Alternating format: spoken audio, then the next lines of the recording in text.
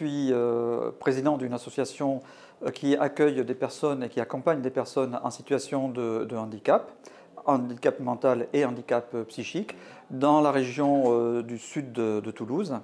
Et notre problématique, effectivement, l'une de nos problématiques, c'est le logement, et en particulier le logement inclusif. Comment des personnes peuvent loger dans la cité, en dehors de l'hébergement traditionnel de nos établissements, et pour avoir un logement comme monsieur et madame tout le monde.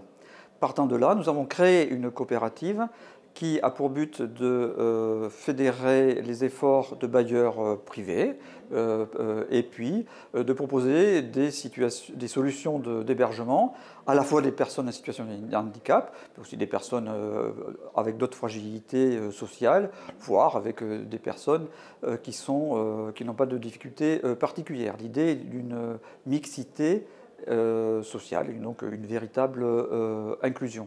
Alors Bunus, parce qu'évidemment c'est un carrefour où nous allons pouvoir rencontrer à la fois des gens qui sont plutôt dans le domaine des banques, plutôt dans le domaine de l'immobilier et de la construction, plutôt avec des politiques. Et donc c'est un carrefour, en fait, c'est une façon aussi de s'acculturer et de bien connaître cette problématique qui est quand même un petit peu loin du cœur du métier du médico-social. Des personnes qui perçoivent actuellement l'allocation adulte handicapé ont des difficultés à faire reconnaître ce revenu s'ils veulent par exemple accéder à la propriété.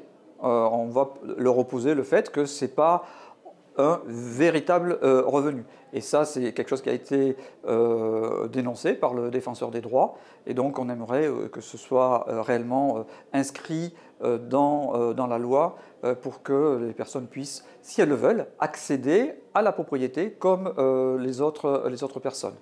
Et ensuite, il faut de la souplesse pour que les personnes qui sont en établissement puissent, lorsqu'elles vont bien, sortir des établissements pour aller en milieu ordinaire, en habitat inclusif, mais si elles vont moins bien, pouvoir revenir dans l'établissement. Et pour ça, il faut de la souplesse et il faut que la réglementation le permette.